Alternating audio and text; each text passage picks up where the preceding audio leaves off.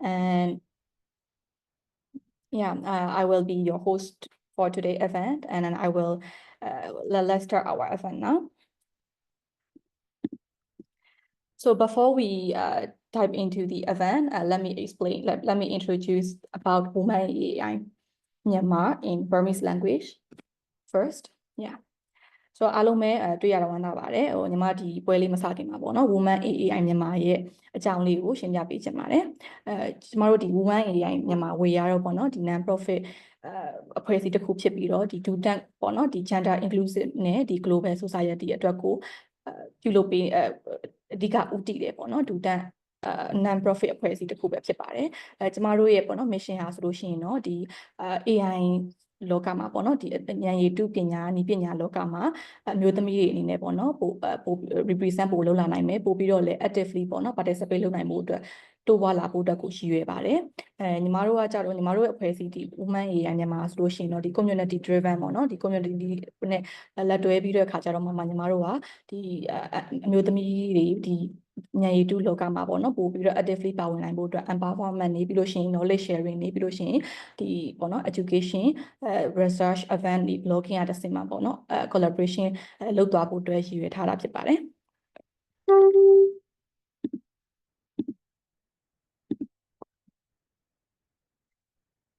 ဒီမှာဆိုလို့ရှိရင်တော့ပေါ့နော်ညီမတို့ W ဝေမြန်မာရဲ့ founder ဟာဆိုလို့ရှိရင် sorry ပါရှေ့ရောက်သွားတယ်ဟုတ်founder ကတော့မက်ခိုင်စာသွဲဖြစ်ပါတယ်advanced အနေနဲ့ကတော့မတ်စုမြတ်နိုးဖြစ်ပါတယ် advisor အနေနဲ့ကတော့ဒေါက်တာမျိုးတီတာတာဝန်ယူပေးထားပါတယ်ကို member အနေနဲ့ဆိုလို့ရှိရင်တော့10ယောက်ရှိပြီးတော့ဒီနှစ်မှာညီမတို့ volunteer အသစ်အနေနဲ့ညီမအပါဝင်10ယောက်ရှိပါတယ်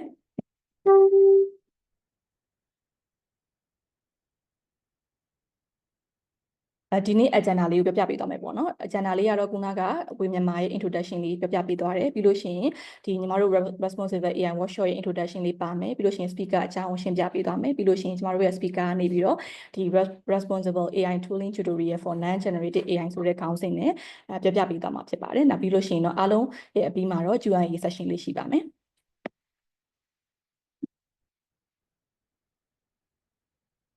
ဟုတ်ဒါကတော့ကျမတို့ရဲ့အခုလက်ရှိမှာပေါ့နော်board member တွေနဲ့ပြီးလို့ရှင် founder အမနဲ့ volunteer တွေပဲဖြစ်ပါတယ်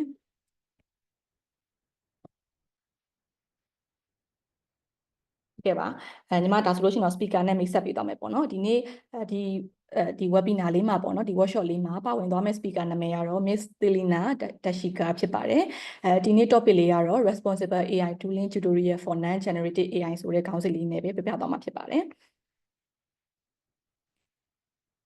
ဟုတ်ကဲ့ပါMiss Thilini ဆိုလို့ရှိရင်တော့ပေါ့နော်သူကဒီ data science ပေါ့နော် data scientist အနေနဲ့ဒီ Dialog Axiata PLC company မှာ2နှစ်ကျော်ကြာတာဝန်ထမ်းဆောင်နေတာဖြစ်ပါတယ်လက်ရှိမှာလည်းပေါ့နော်သူကဒီ data နဲ့ပတ်သက်ပြီးတော့အထူးပြုဘာသာရပ်ကိုယူထားတာလည်းဖြစ်တယ်ပေါ့နော်ဟုတ်ကဲ့ပါအဲ့တော့ညီမဒီအင်္ဂလိပ်လိုလေးထပ်ပြောလိုက်မယ်ပေါ့နော် so Miss now our speaker Miss Thilini Deshika she's a data scientist at Dialog Axiata PLC now she's been a data scientist in the company for over 2 years and now she will be talking about the responsible AI tooling tutorial for non-generative AI. So yeah, Ms. Thilini, I give you a floor today. Thank you. Thank you. So first I would like to thank you, Thilini Myanmar, for inviting me for this session. So let me share my screen and start with the workshop.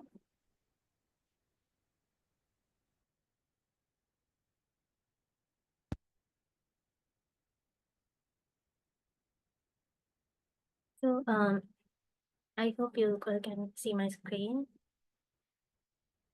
Yeah, we can. Okay. So today's topic is how you can use, what are the tools we can use for responsible AI.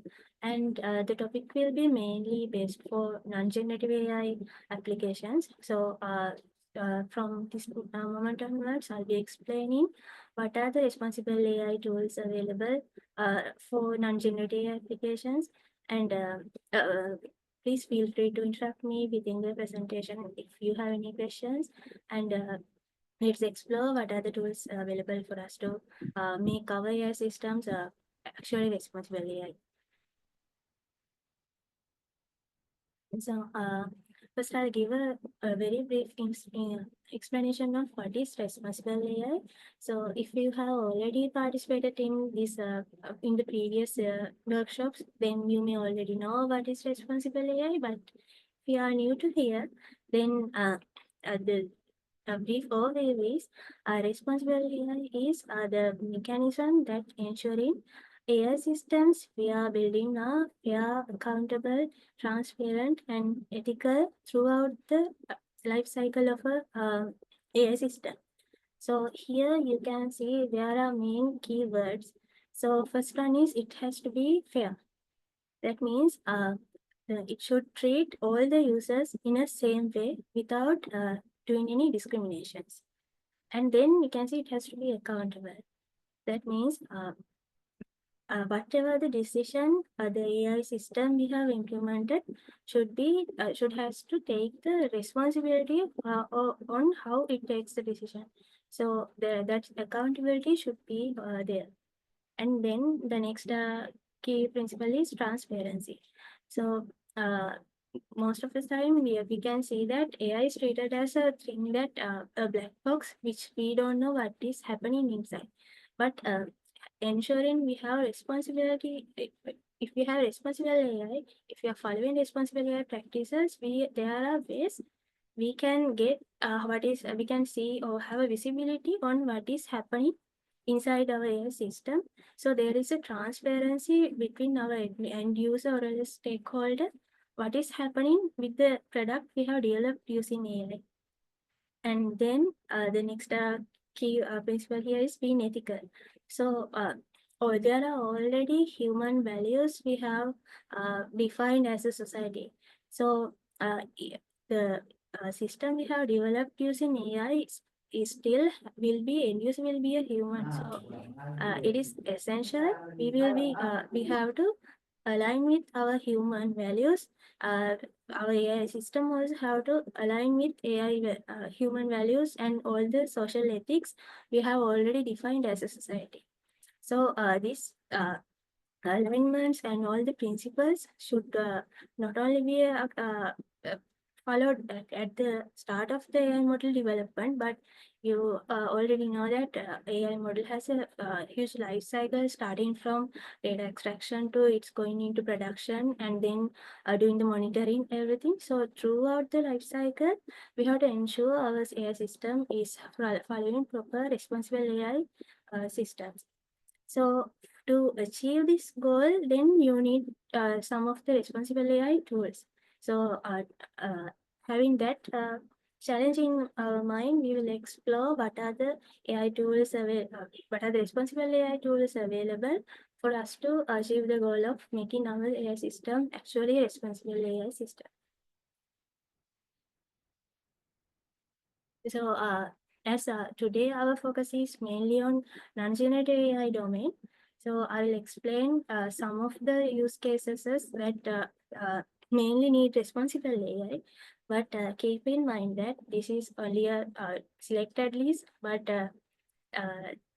this is there are some other use cases as well will be applicable to you depending on the use cases or domains you are working on.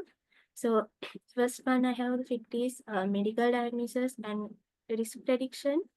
So healthcare is a domain that each and every human will be using.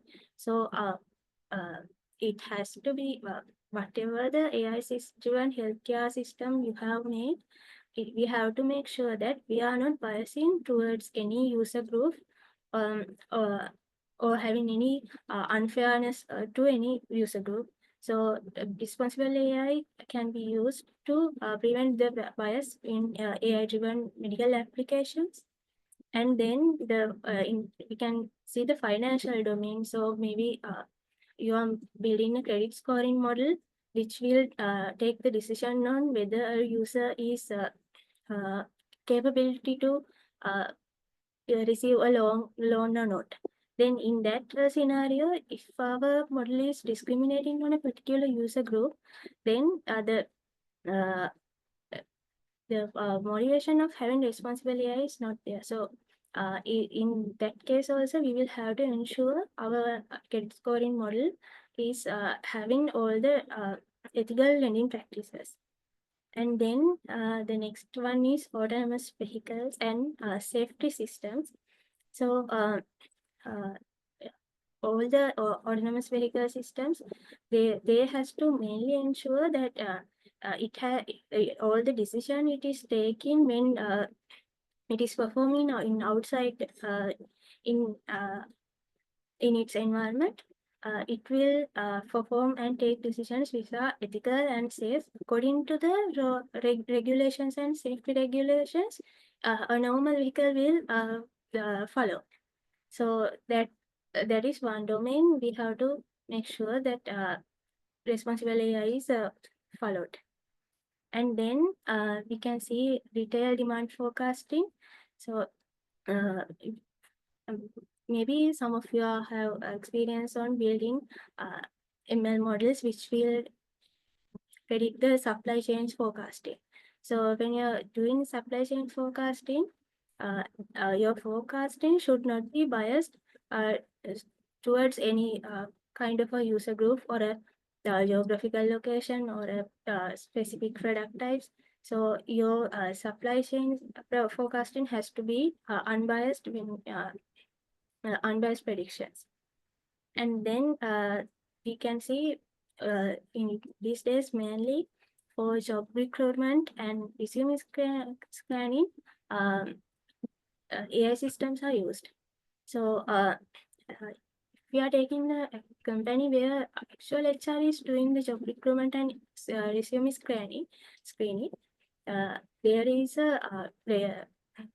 there is a policy that all the candidates applying to a particular job will be treated equally. So, as same as that, the system we are developing for our job recruitment or else the resume passing, we will have to make sure the our ML algorithm used for that screening or scoring is also not unfair or biased. That's also a fair system.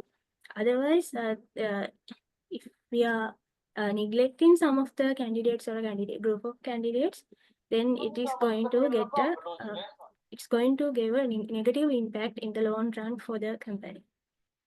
And then the next use case is energy grid optimization. So we are in a position where the world is mainly lacking, facing a lack of resources considering the energy resources. So still having the energy, still we need to make sure the energy distribution we are having is fair and also efficient without having any discriminations.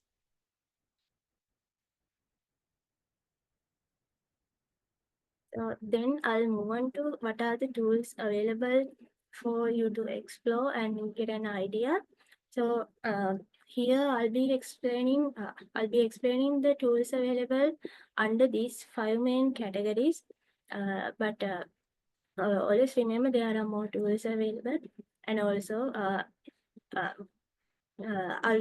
the end of the session, I'll share all the references for the tools I am explaining, so you can explore further on each tool and see whether there's a particular interest or a match with what you are currently working on. So categories I will be explaining will be, first one is tools available for bias and fairness assessment. So you already know that fairness is and bias is defined to that the AI system should not discriminate on any user group or a demographic group. And then the next category will be tools available for explainability and interpretability. So this is required because we can see that many ML models or AI systems are treated as black box systems, mainly in this context. So rather than having them as black box systems as it is, to get a visibility on what is our model is doing, we can use explainability AI or interpretability tools. So there's a transparency ensured in our AI system. And then next category I'll be moving on to will be robustness and reliability. So here the key is when we are building a model, we initially get some understanding of what is the context this model is going to be used, or what is the user group this model is going to be, or simply what are the inputs this model is going to get in the future. But still, there are some states where our AI model or the product we developed may get inputs that we didn't expect. So our system has to be capable of handling those unexpected inputs. So so like let's say there's an autonomous vehicle. So if the autonomous vehicle doesn't have an ability to handle the unexpected situation, then it may going to cause a huge crisis. So those considering those aspects are really important. And also there may be some adversarial attacks kind of things also coming to an ML model. So we have to make sure our model can handle those situations and go with the flow. So robustness and reliability ensuring tools will help you to achieve that goal. And then privacy preserving AI tools are there. So those are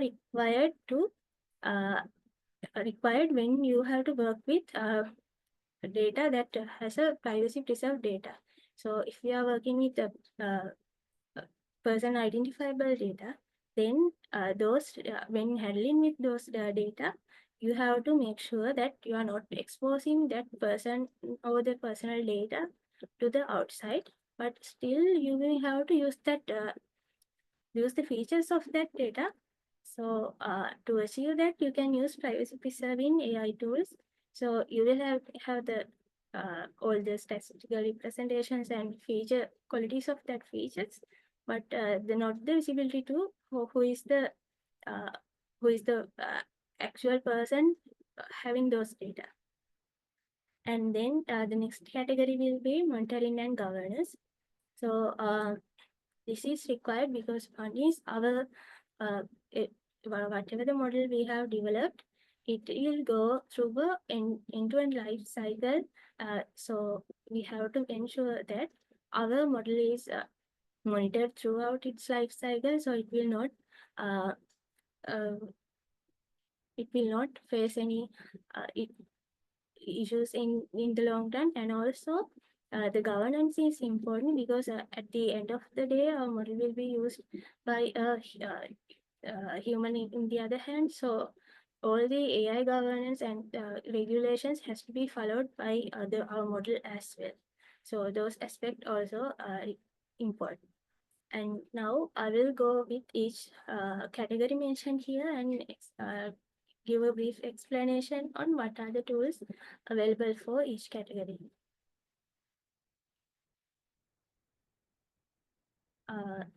So the first category is bias and fairness assessment. Here I have listed some of the tools available. So first one is Microsoft has provided a tool for a ML library called FairLearn. So this is an open source library. You can use it within your code it is available as a private package. So you can use FairLearn tool to one is you can measure if there is an unfairness in your ML model, and also there's a method you can mitigate that unfairness if some unfairness is identified. So this can be used for cases such as credit scoring, loan approvals, or hiring algorithms. And then AI Fairness 360 is they are given by IBM. This is also a toolkit that has the ability to detect bias and mitigate if there's a bias identifying. So this bias detection toolkit can be used in healthcare predictions or risk fraud detection tasks. And then we have Themis ML framework. So this is also ML library. So you can use it to get this also you can use to get bias measurement. So uh, and you can ensure that your model is model is make sure it is ensuring the fairness of the ML model. So this model, this framework you can use for risk assessment models or facial recognition models kind of use cases. And then we have Google's What If tool. So Google's What If tools is an interactive fairness testing tool. So here you can do the counterfactual analysis. That is, you can there may be some points which were not tackled when developing the model, but you can check those points as well using Google What Tips tools. Like if inputs get like this, is the model is interacting fairly? So that understanding you can get using Google's What If tool. So this can be used for use cases like loan approvals or customer segmentations.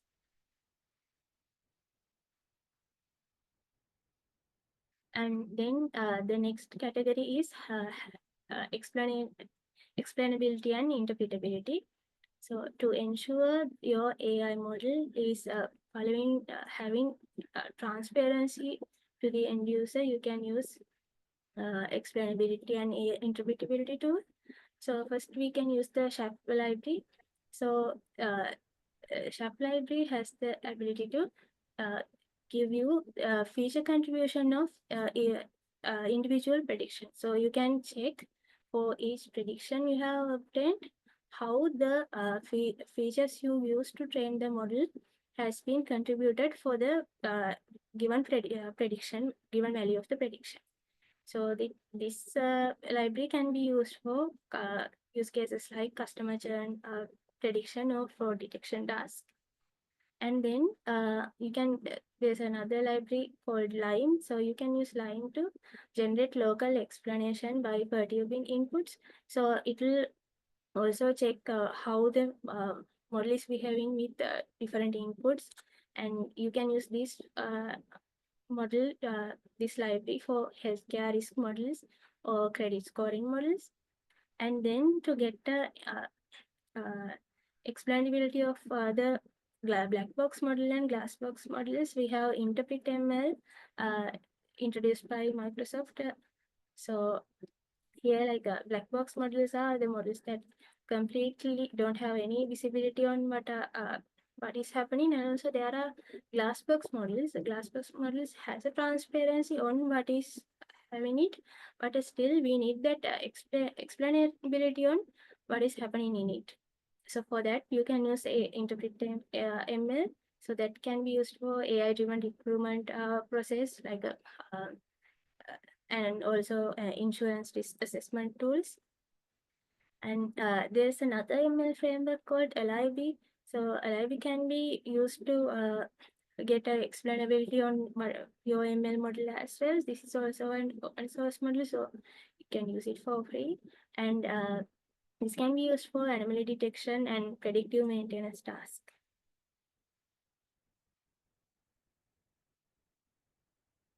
And the next category is robustness and reliability. So this is this you have to take care of this category to ensure your model is having all the safety guidelines. So first one we have is adversarial robustness toolbox.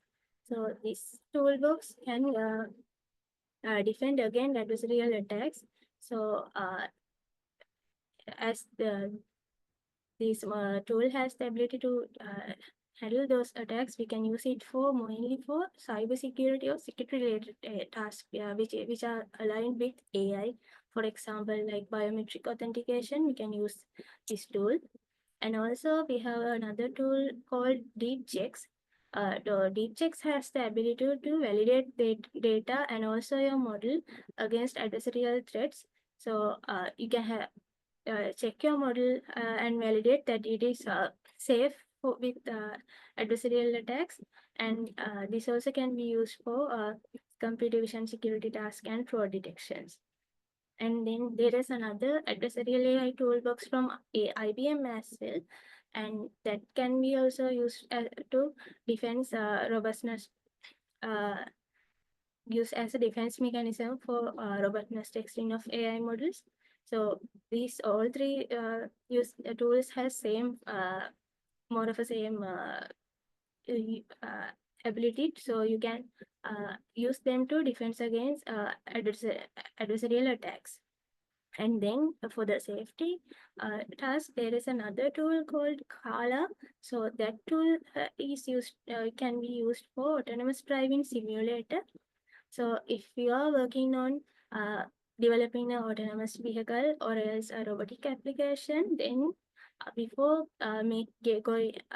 before publishing it to the actual environment, you can test your autonomous driving vehicle in a virtual environment using this tool, using the Kala tool. So by testing your model in virtual environment, you can make sure that your tool is safety and also ensure robustness. And the next category is privacy preserving AI. So you already saw that privacy is a main concern when it comes to the responsible AI, mainly on fields like healthcare, financial, also and security, those kind of fields. So we have first tool we have is PySafe from OpenMind. So that tool has the ability to use federated learning and privacy preserving AI. So here what we can do is so we know that most of the data coming from financial domain or health domain are there on the devices of those domains, like most of the healthcare data is on the healthcare system, or else if it is a bank, it's on the banking system.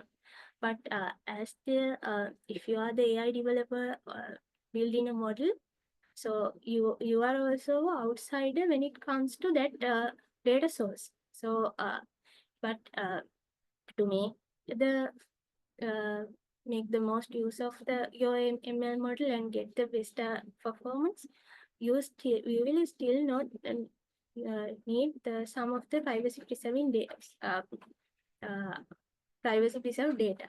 So in a case where that you are not you are not authorized to use that data on your device, then in that case you can use federated learning.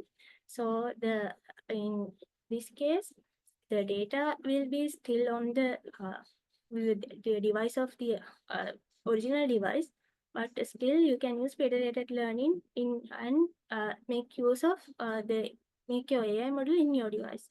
So PyShift will give you that ability. And then we have TensorFlow privacy given from Google. So what it does is it can add differential privacy to your deep learning models. And here what's happening is when you are extracting privacy preserved features, you're using privacy preserved features for your ML model. But actually what we need is not the actual data, but the statistical representation and the qualities of the given feature. So differential privacy will make sure that uh, actual original data will not be available through the model, but that statistical representation will be shared to the model. So that's how, to that purpose, we can use TensorFlow privacy tool. So it can be used for healthcare and user behavior analytics kind of use cases. And then for the same use case, we have another tool from IBM, which is IBM's differential privacy library. So that library also can be used to implement differential privacy in ML models. So that also can be used for privacy preserved data such as census data analysis or location tracking kind of analysis. And then there is another federated learning tool named FED. So federated learning technology enable. That framework also can be used to do the federated learning task. So your data will not be shared with privacy preserved data will not be shared with the other devices. So this can be also used in mainly on banking fraud detection task and also healthcare data sharing task.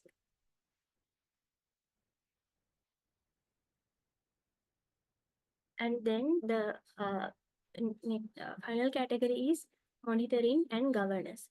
So to make sure that for the ML model monitoring, one tool you can use is ML flow from Databricks. So ML flow can be used to track the life cycle of an ML model along with the fairness metrics you have defined. So throughout the model life cycle, you can have a check. You can have an idea on how the fairness metrics are behaving with your model. So this can be used to use for tasks like AI governance on domains like finance or healthcare. And then we have YLab's AI observatory tool. So this tool also has the ability to real time monitor your ML model, considering its responsible AI metrics such as fairness, data drift, and data quality. So this model also can be used for used to monitor production AI deployed models. And then we have Google's model card toolkit. So what Google's model card toolkit can be used is to get an idea on how the model transparency is working. So this tool can be used to generate a standardized documentation of your model. So this documentation can be used as a transparency report for auditing tasks. So in that way, you can ensure the governance of your model. And also, evidently, AI also has a similar ability. So it can be used to monitor AI models in performance. So it can be also used for drift detection and also can be used for fairness auditing tasks when you're using the AI model. So those are the tools, those are some of the tools available for res responsible AI, but always keep in mind there are many other tools available in the in as well, and also these tools will be improved and new tools will come in the long run. And also to if although I explain this in non-generative AI context, most of the tools can be still used for generative AI to domain as well. So keep that also in mind, and all the reference for the explain tool I'll share after the presentation. So one thing we need to keep that in mind is as a people working on AI domain, it is essential for us to using these responsible AI tools and make sure we can detect bias and we are improving the explainability, security, and protecting the privacy, and we are complying with we are ensuring the compliance and all the regulations. And then as today we saw mainly on non-generative AI models, so we can say that many domains like finance, healthcare, security, those require strict oversight. So we have to make sure we are practicing responsible AI for those domains. And then we have to make sure that so to achieve that motivation, we have to make sure we are integrating the mentioned responsible AI tools or any other tool that matches with your requirements to your workflow. And you should not stop at that after applying, but we will have to regularly audit our model and make sure it is up to date with all the compliances and regulations. One thing is like AI ethics guidelines are changing from year to year, and also from geographical location to location, these guidelines regulations are changing. So when you are developing a model, maybe you will have to consider what is the geographical location as well, and what is their AI guidelines or regulations, and then find out what are the tools that matches with your user group. So it is a responsibility on us to make use of these tools, so they will make sure we are following all the AI ethical guidelines. So here comes to the end of my presentation, and feel free to ask any questions. Meanwhile, I'll share the reference. Thank you very much for sharing, this responsible AI tools.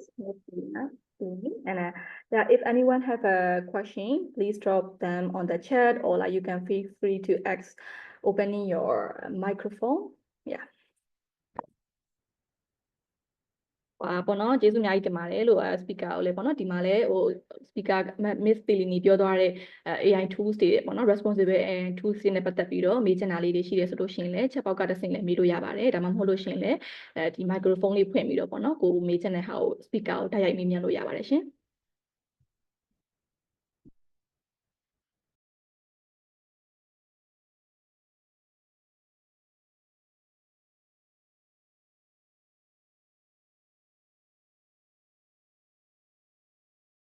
ချက်ပေါက်မှာတော့ပေါ့နော်Miss Thilini ခုနကပြောသွားတဲ့အထဲမှာလို့သူ tools လေးတွေပေါ့နော် tools လေးတွေသူ link လေးတွေ share ပေးထားတာရှိပါတယ်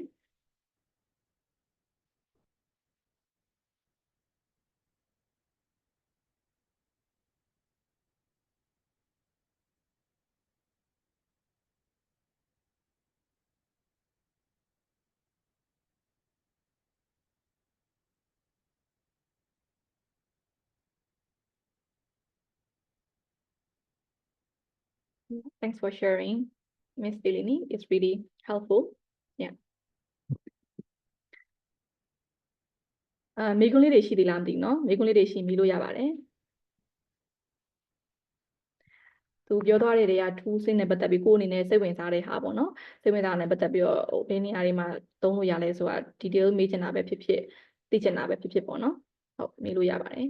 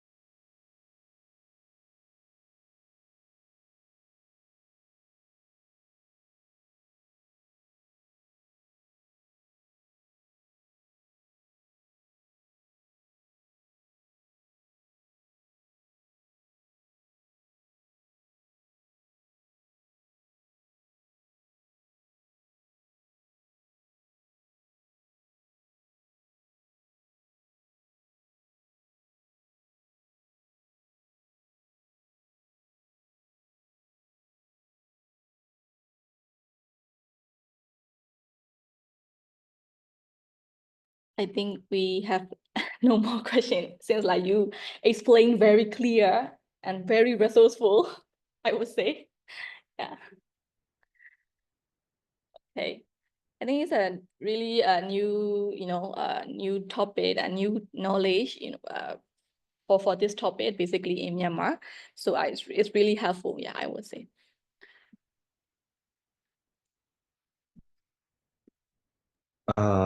ဟုတ်ကျွန်တော်တခုလောက်မေးလို့ရမှာဗျဟုတ်ကဲ့အောင်ချမ်းကြီးမှာပြောပါလိကင်မရာတော့နည်းနည်းရှုံနေလို့ကျွန်တော်မဖွင့်တော့ဘူးเนาะဟုတ်ကျွန်တော်မေးချင်တာကကြတော့ခုနဒီ non-generative AI ရဲ့ usage တွေမှာတွေ့တဲ့တခုပေါ့နော် I think there's a thing like ready demand focused demand focusing for the retail maybe it's using the time series analysis or something like that.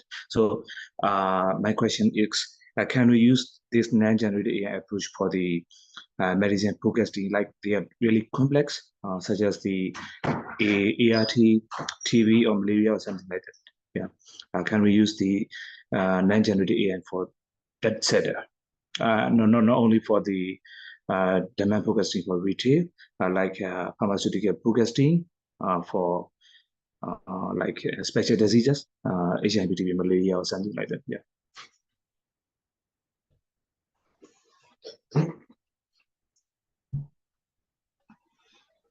Yeah, Miss Thilini. Yeah, I think you are on mute. Like just the apart from the given use cases, if you feel like that the other use cases are also they are needed for responsible AI, then actually it is like we have to make sure use those. And for the like for the demand forecasting and those kind of tasks, still we can use those most of the tools as well. Like still like we have seen that mainly the focus is on financial or healthcare domain, but still we in those other fields as well, there may be some critical points that we have still not touched. So always like make sure to use it. Uh, that is actually that is like should not be an option, something that we have to follow every time. So considering the tool, uh, I can say that like many tools like Interpret ML or Fairly, those are used for the that demand forecasting. Those areas, those are not like limited for only for the mainly for popular use cases. Thank you for your explanation. I got it. Thank you, ma'am. Maybe We have Yes. another Yes, question in the yeah. chat. About like, is it possible to use the organization data to run in the AI since she has the privacy concern? Could you answer for this question, please?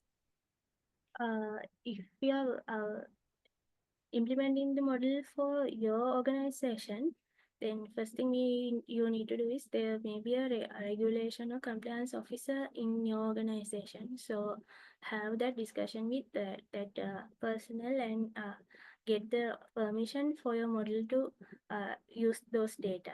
But still make sure that the like if your model is still on going to be available to public, and also it will be using some services for from outside, then each service you are using also should have a proper regulation or as a given terms and conditions that they those outside services are not going to use our organization's data. So for example, like what each model we are building will be one day deployed in production using a cloud service. So for that, there are some cloud services like AWS, GCP, or Azure. So for each cloud service, our data is going to expose, but still there's an agreement from that in cloud service and with your company. So they will not use our data for external purposes. We will only do the hosting. So that agreement should always be there. So mainly, if you are getting your service from an enterprise, then there is a then there is a end user agreement from that service as well. So they will be following it. So but main thing is if you are using something open source or like publicly available, then in that scenario you will have to check whether they are using your data to retrain the service, or data is exposed your data is exposed to some third party. So as long as your organization's data is not exposed, then it should be available to use, but maybe it depends on your organization's compliance requirements as well. So you will have to check for both your organization's compliance and also the outside services you are going to interact when developing your AI system. Thank you for your answer. Yeah. မိကုန်းလေးမေးပေးရတော့ကျေးဇူးတင်ပါတယ်ညီမလေးအဲ့ဒါ ကဲမေးခွန်းလေးတွေရှိနေမေးလို့ရပါသေးရဲ့နော်အချိန်ကြီးလဲ10မိနစ်လောက်ကျန်နေတာဖြစ်တဲ့အတွက်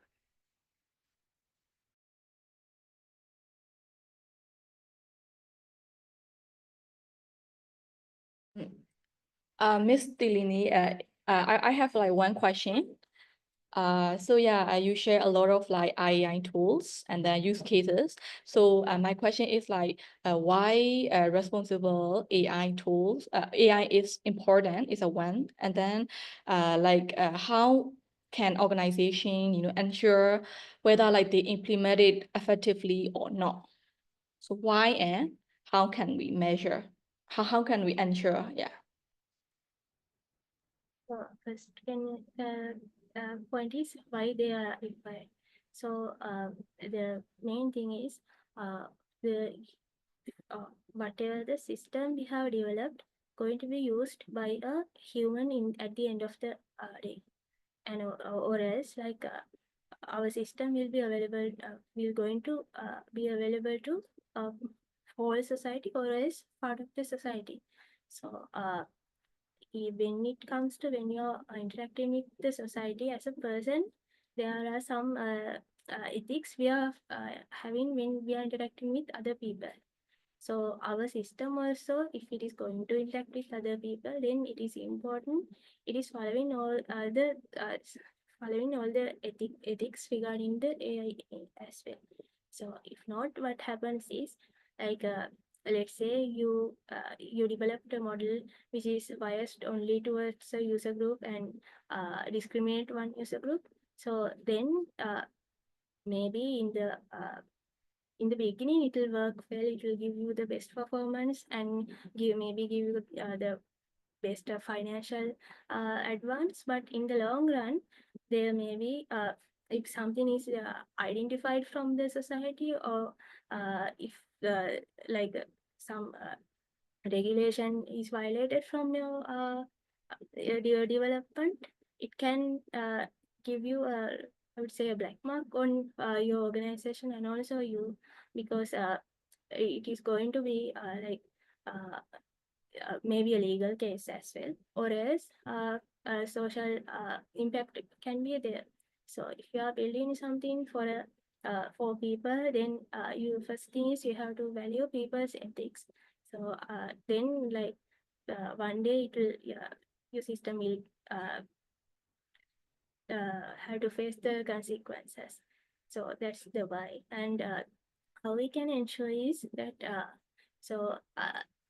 today I explained some of the tools available, and also there are some other tools available on the internet you can find out easily. So the first thing you have to do is you check about the demographics and who is going to be the end user. So you have to have a good idea on who is the end user of your product.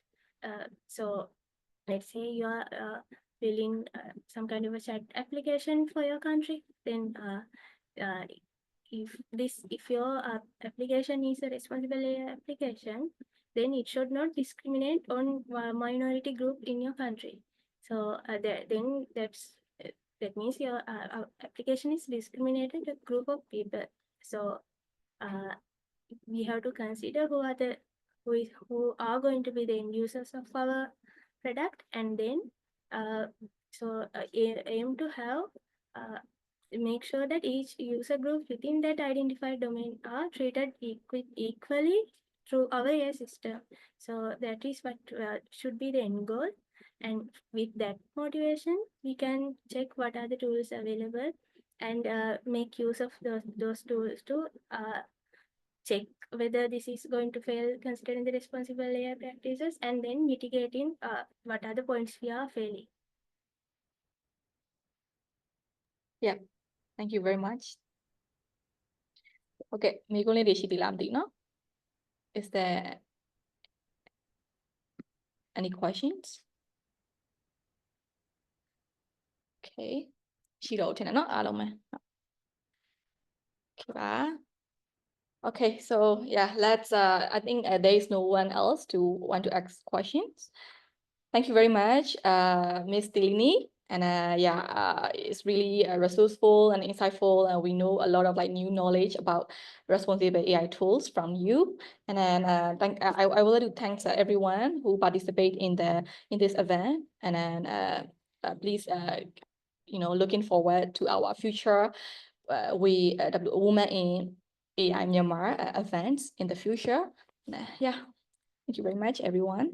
ကျေးဇူးအများကြီးတင်ပါတယ်ဝေမြန်မာကပေါ့နော် future event လေးတွေကိုလည်းဆက်လက်ပြီးတော့ဆောင်ကြည့်ပေးပါအောင်နောက်တစ်ပတ်မှာလည်းပေါ့နော်ညီမတို့ speaker ဒီတတိယမြောက်ပြီးသွားတော့စတုထမြောက်အတွက်ကိုပေါ့နော် event လေးလည်းရှိပါတယ် stay tuned ပေါ့နော် stay tuned on Facebook and social media ကဲပါအားလုံးပဲဘိုင်ပါ